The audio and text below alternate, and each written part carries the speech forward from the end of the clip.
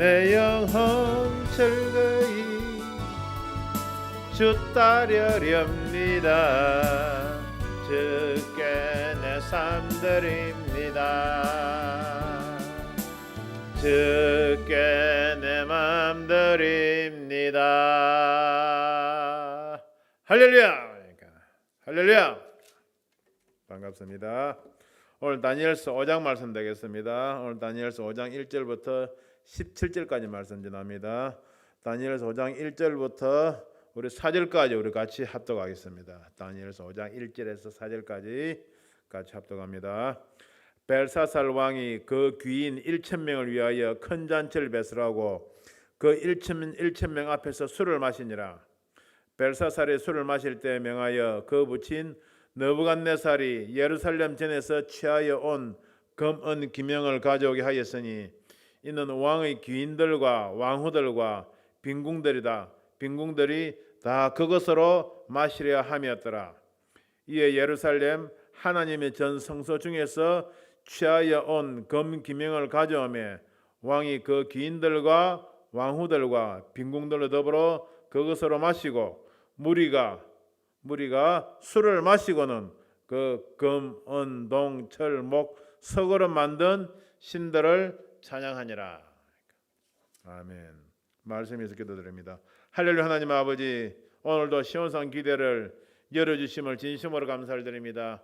이 시간 부족한 영을 세우셨사오니 하늘문 활짝 열어주시옵시고 되는 영으로 충만케 하시고 심판의 말씀이 하나님 말씀 예수 그리스도 증거로 피 뿌린 말씀이 되게 하시고 이 말씀이 선포되는 곳마다 이 말씀이 도달되는 심령들마다 예수 그리스도의 피를 뿌려 주시옵소서. 성령이 나타나신과 능력으로 전하기를 원하며 예수 그리스도 이름으로 기도합나이다. 아멘.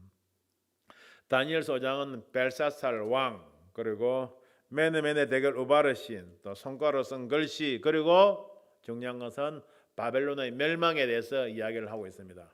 바벨론의 멸망은 곧 요한계시록 17장 18장 나와 있는 큰 성 바벨론의 멸망을 미리 다니엘 선지자를 통하여 보여주신 것이죠. 쉽게 말해서 적그리스도 왕국의 멸망을 이야기하는 겁니다.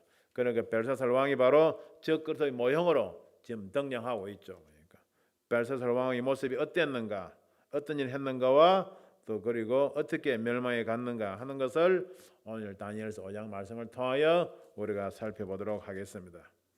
다니엘서 5장 1절입니다. 벨사살 왕이 그 긴 1,000명을 위하여 큰 잔치를 베풀하고 그 1,000명 앞에서 술을 마시니라. 벨사살 왕은 어떤 느부갓네살 왕의 아들이라고 알려져 있습니다. 일설에 의하면 그 외손자라고도 하죠. 보니까 14년 동안 바벨론 왕이 재직했는데 다니엘서 5장은 벨사살 왕의 마지막 때를 그리고 있습니다.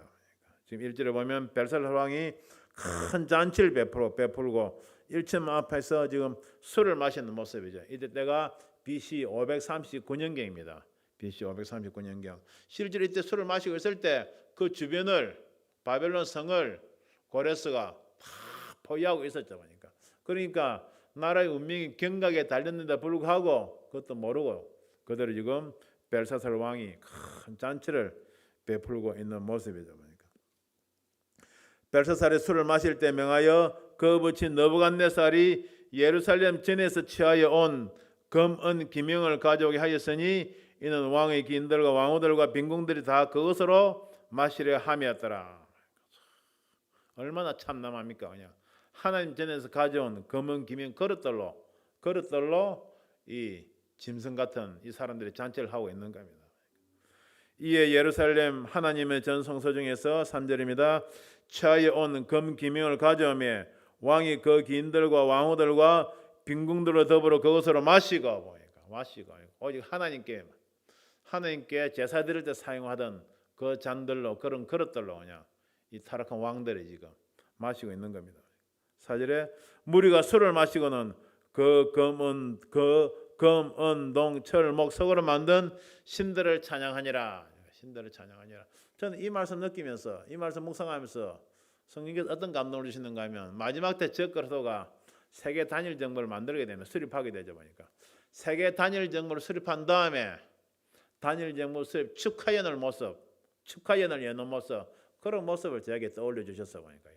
아, 적그리스도가 정말 지가 그냥 그 짧은 그냥 후 3년 반 시작될 때 세계 단일 정부를 만들어 놓고서는 야 이제 우리 세상이다 하고 잔치를 벌이는데 하나님을 참남되게 하고 모독하게 하는 그런 일들을 그냥 그 잔치 자리에서 그대로 벌이는 겁니다.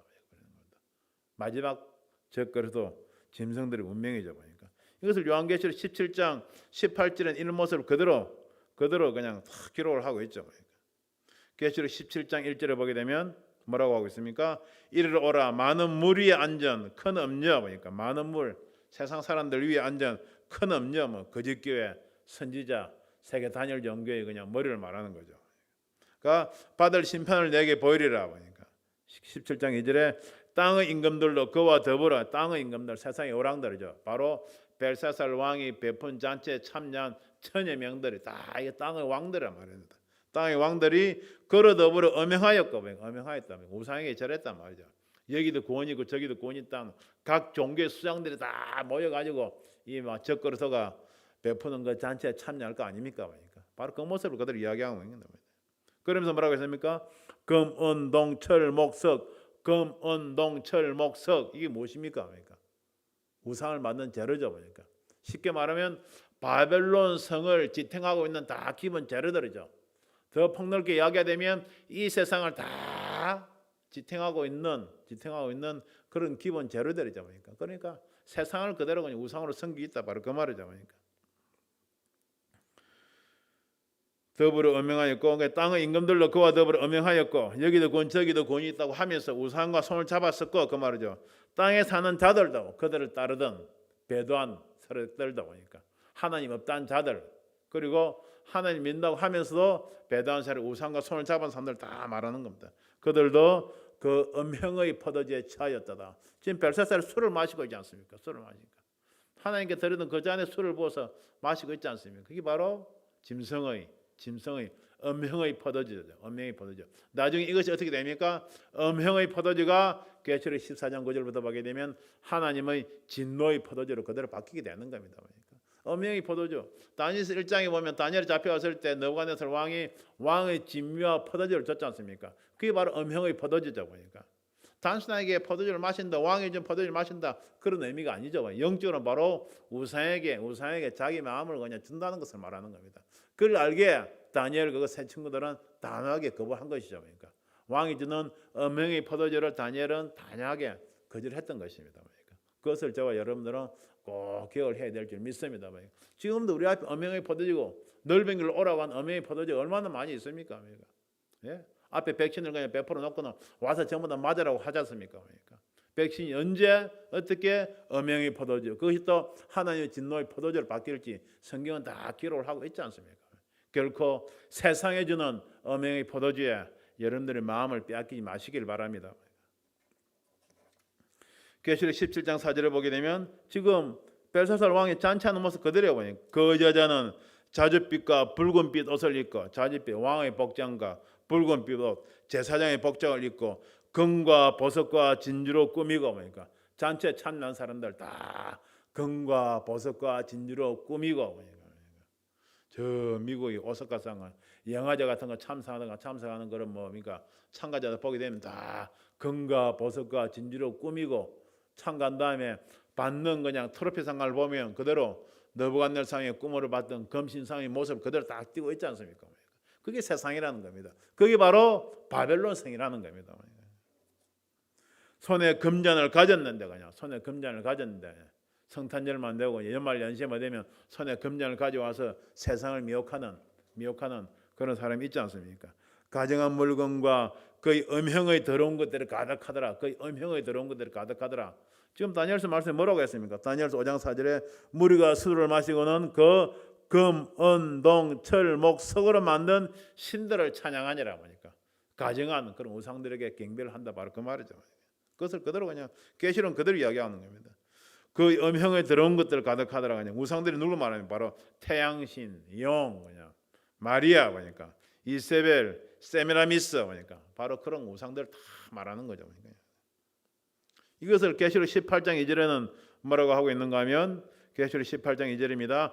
귀신의 처소와 각종 더러운 영이 모이는 거 보니까 귀신의 처소와 각종 더러운 영이 모이는 거 보니까 그러니까 세상의 모든 귀신을 섬기는 종교들 수장들이 다 모여가지고 세계 단일 정부 수립 축하인을 모여가지고 우상들을 다 섬기면서 그냥 난잡한 짓을 할 것을 이야기하는 거죠.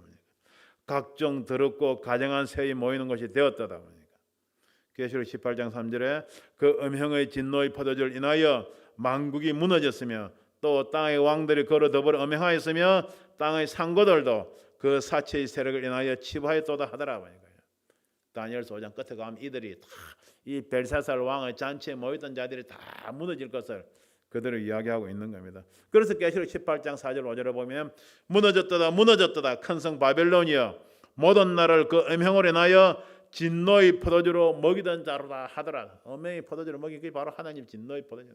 무너졌다 하고 이 세상 큰 성 바벨론 성이 계시록 창세기 11장에 바벨탑이 참 잘 생각 같았지만 결국 무너지듯이 세상의 바벨론 성도 무너질 것을 요한계시는 그들이 이야기를 하고 있는 겁니다. 계시록 18장 5절에 내 백성아 거기서 나와 그의 죄에 참여하지 말고 그의 받을 재앙들도 받지 말라 하니까 백신 맞으면 저렇게 부작용이 늘어나고 있는 그런 재앙이 임한데도 불구하고 그냥 죽을 줄 살 줄 모르고 전부 다 그냥 그쪽으로 달려가고 있지 않습니까? 참으로 안타까운 모습이죠. 안타까운 모습. 세상이 그런 모습입니다. 요한일서 말씀처럼 결코 세상을 사랑하지 마시기를 바랍니다. 세상은 하나님께 속한 것이 아니기 때문에 세상을 사랑하지 말라고 하나님은 이야기하고 계시는 겁니다. 다니엘서 5장 5절입니다. 그때 사람의 손가락에 나타나서 왕궁 촛대 맞은편 분벽에 글자를 썼는데 왕이 그 글자 쓰는 손가락을 본지라. 촛대 맞은편이니까 촛불이 비치는 것이죠. 촛불입니다. 성령께서 비치니까 그냥 하나님 보여주는 손가락에 나타나서 이제 벨사살 왕에게 어떤 글자를 보여주는 거죠. 분벽에 글자를 쓰는데 왕이 그 글자 쓰는 손가락을 본지라. 촛대지만 출애굽기 25장 31절에 보면 출애굽기 촛대는 성령을 비추시는 거죠. 성령이 비추지 뭐니까 이 메노라 바로 촛대지 않습니까? 촛대가 너는 정금으로 등대를 쳐서 만들되 그 밑판과 줄기와 장과 꽃받침과 꽃은 한 덩어리로 연하게 하고 정금으로 그냥 등대를 쳐서 만든 것 촛대가 그대로 성령의 역사를 비추는 겁니다. 6절에 이에 왕의 절기된 빛이 변하고 벨사살 왕이 그냥 손가락에 나타나서 벽에 글자를 쓰는 걸 보고 왕의 절기된 빛이 변하고 조금 전까지 그냥 천하를 다 자기 손에 넣고 그냥 긴들 천명과 그냥 부어라 마시라 하면서 우상에게 절하고 귀신들을 섬기던 희희낙낙하던 그런 모습들이 어떻게 됩니까? 왕의 절기는 빛이 변하고 그 생각이 번민하여 넓적다리 마디가 녹는 듯하고 그 무릎이 서로 부딪힌지라 보니까 그러니까 벨사살 왕은 손가락이 벽에 글자를 쓰는 걸 보고는 자기 때가 다 됐다는 것을 본능적으로 깨닫는 겁니다. 어떻게 보면 여러분들 저 그리스도와 그 세력들이 성경을 더 잘 알고 있지 않나 하는 그런 생각을 저는 많이 하죠. 보니까 왜? 저들이 성경을 더 잘 알면서 성경을 더 잘 인용하면서 사람들을 미혹해 가는 겁니다. 보니까 오히려 우리 예수 믿는다고 한 사람들이 계시록은 그냥 인봉되었다 다쳤다 가면서 보지도 않고 반드시 속히 될 일, 장차가 될 일을 올 일을 모르기 때문에 세상이 어디로 가고 있는가, 어떻게 되어가고 있는가를 너무 모르고 있는 겁니다. 오히려 저 그리스도가 주님이 언제쯤 재림하실까 하는 것을 더 잘 알기 때문에 그 전에 자기의 나라를 빨리 이루려고 급속하게 모든 수단을 동원하여 이 세상을 자기 나라로 그냥 자기 세계로 저 그리스도 왕국으로 만들어 가고 있는 모습을 저는 느끼고 있죠. 7절입니다. 왕이 크게 소리하여 술객과 갈대와 술사와 점장이를 불러오게 하고 느부갓네살 왕도 꿈도 꿨을 때 그냥 전부 다 불러 모았죠. 그냥 마찬가지로 손가락 글자 쓰는 걸 보고 벨사살도 전부 다 불러 모으는 겁니다.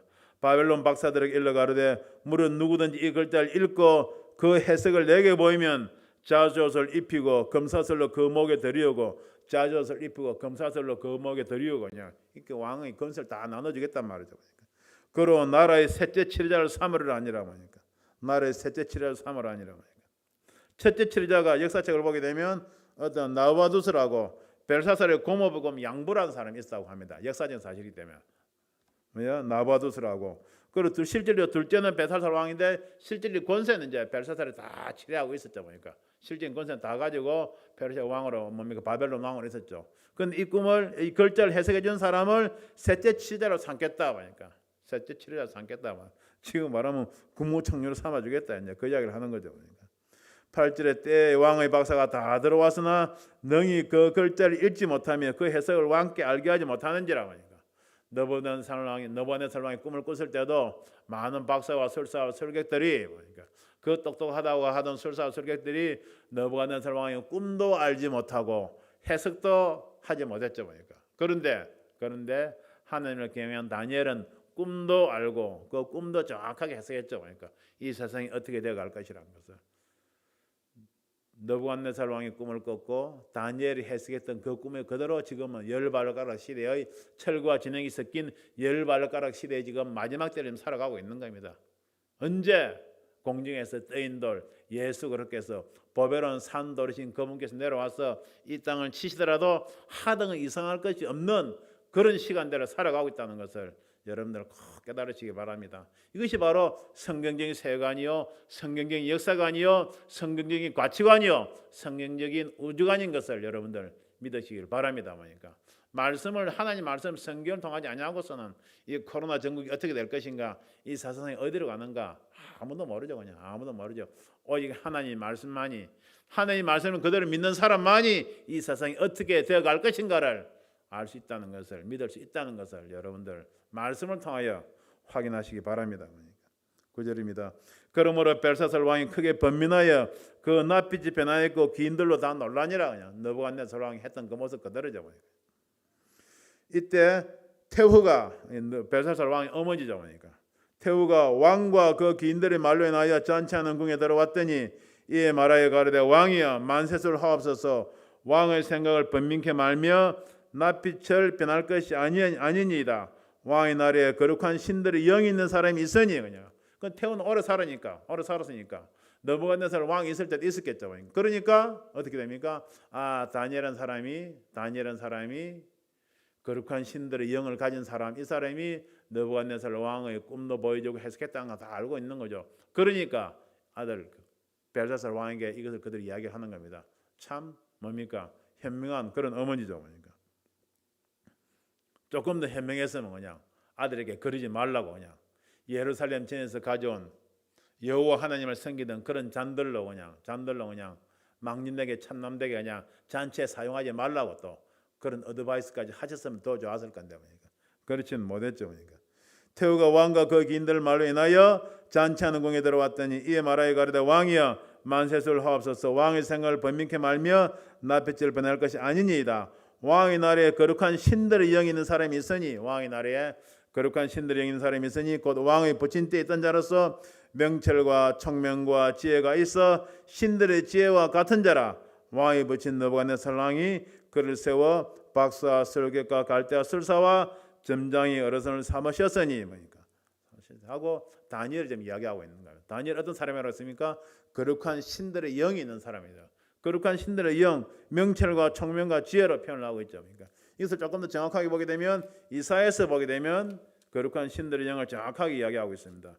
우리 이사야에서 11장 보겠습니다. 이사야 11장 우리 1절 2절입니다. 그러니까 이새의 줄기에서 한 싹이 나며 그 뿌리에서 한 가지가 나서 결실할 것이요. 바로 예수 것을 말하죠. 그러니까 그런데 날 결실할 것인데 2절에 보면 이사야에서 11장 2절에 보게 되면 여호와의 신, 지혜와 총명의 신, 모략과 재능의 신, 지식과 여호와를 경외한 신이 그 위에 강림하시리니 보니까 강림하시니 이것이 무슨 말입니까? 예수 그렇게서 그냥 성령으로 그냥 충만하시면 그분이 이 땅에 오셨는데 어떤 신으로 충만하다 했습니까? 첫째 여호와의 신, 지혜의 신, 총명의 신, 모략의 신, 재능의 신, 지식의 신, 여호와를 경외하는 신은 그냥 7가지 신들의 영을 이야기하고 있죠. 이것이 바로 7영인 겁니다. 7영. 말씀 그 자체죠. 보니까 하나님의 영이죠. 보니까 이사야 11장 3절에 그가 여호와를 경외함으로 즐거움을 삼을 것이며 그 눈에 보이는 대로 심판치 아니하며 귀에 들리는 대로 판단치 아니하며 공의로 빈법한 자를 심판하며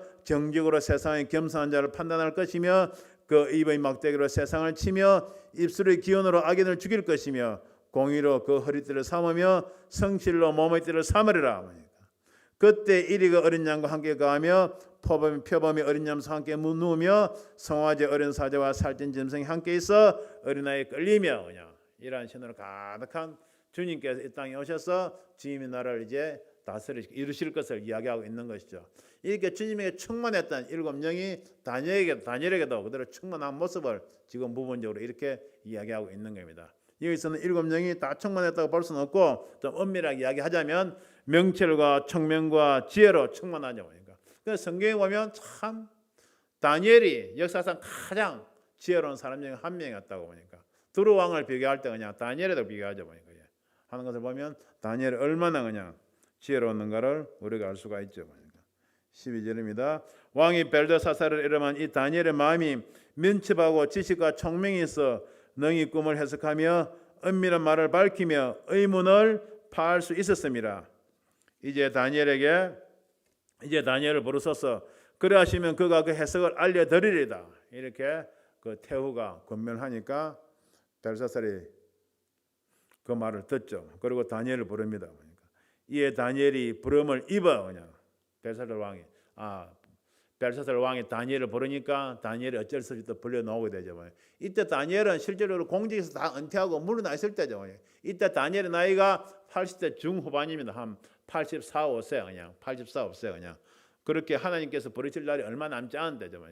그런데 노구를 이끌고 이제 어떻게 합니까?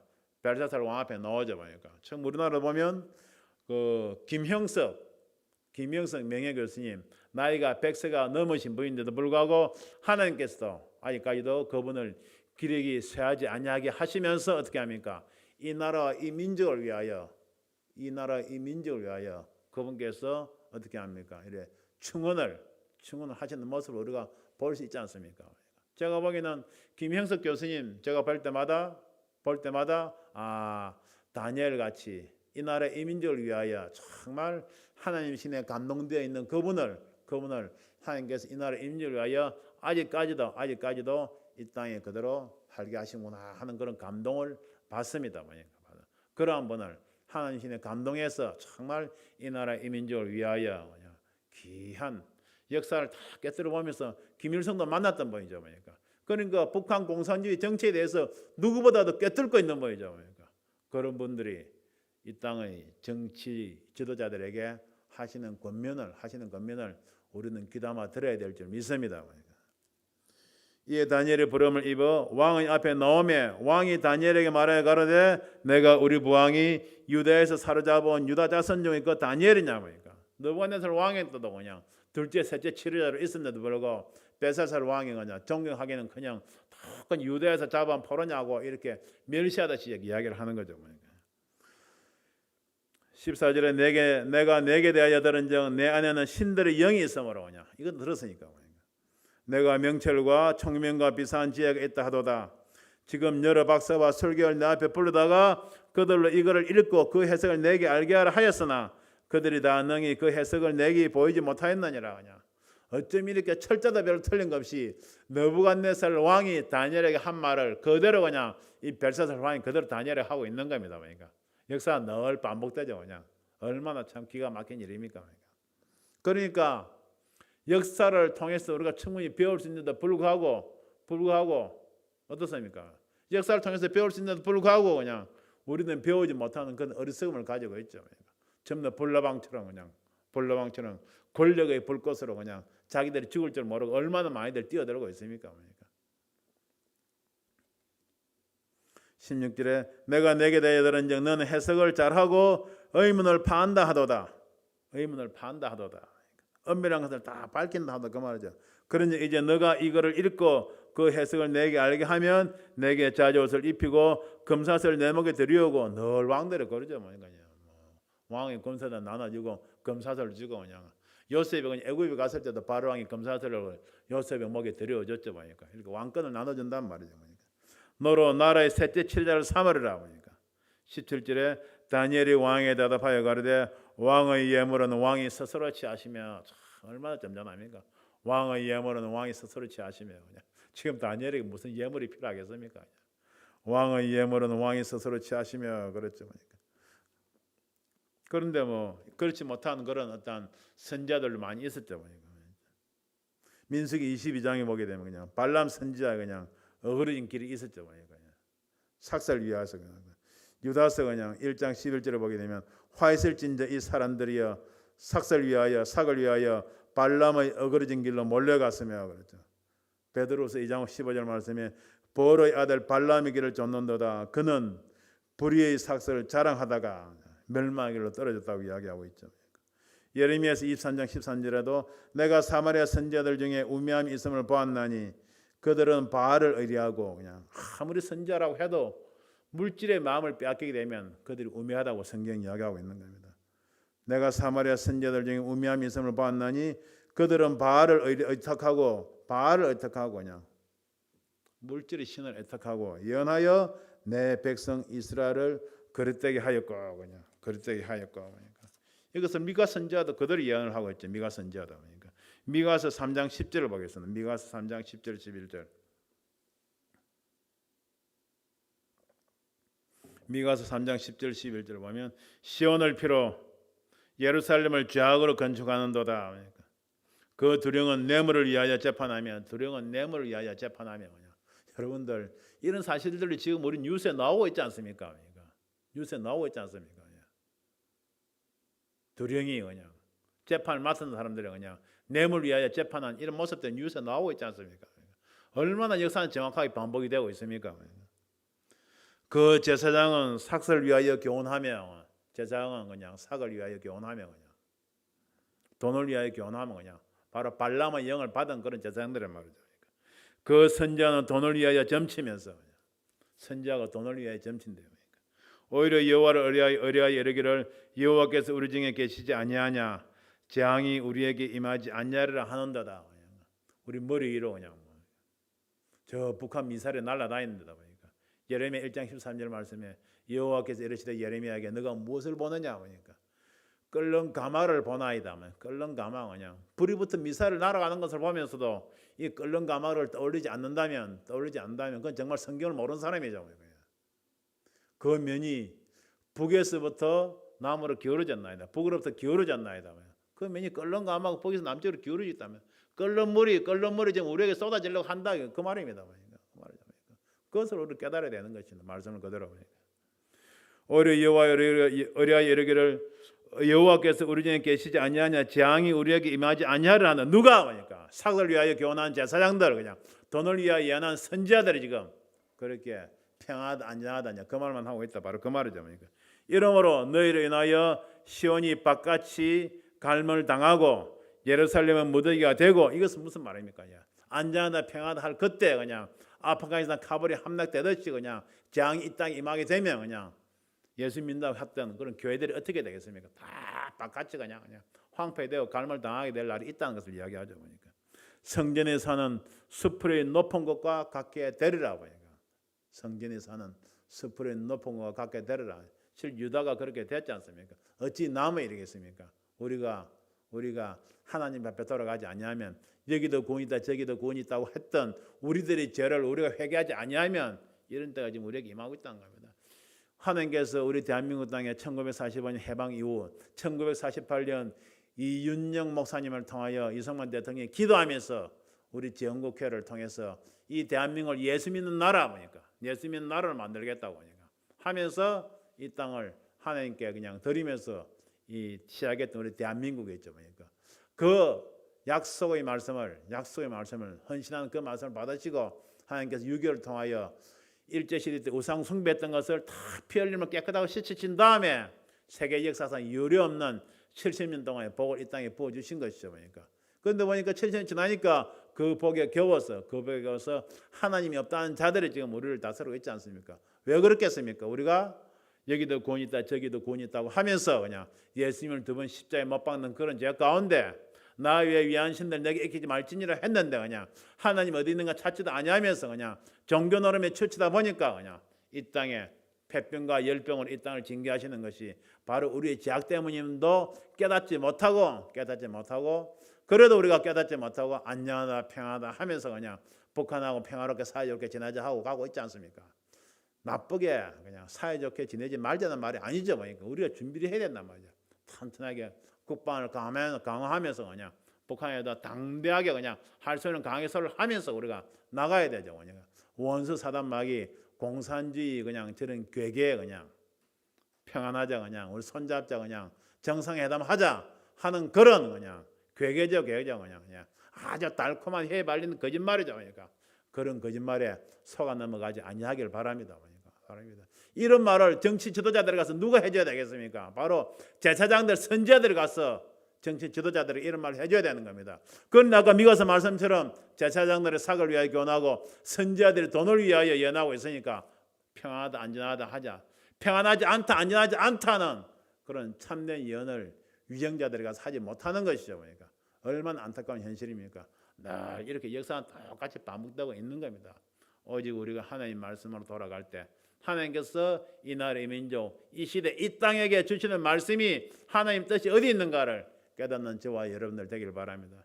예레미야서 4장 8절 말씀에도 그냥 슬프고 아프고 답답하다 그냥 내가 나팔 소리를 듣지 못하느냐, 내가 전쟁의 경보를 듣지 못하느냐고 하나님께서 외치고 계시는 줄 여러분들 꼭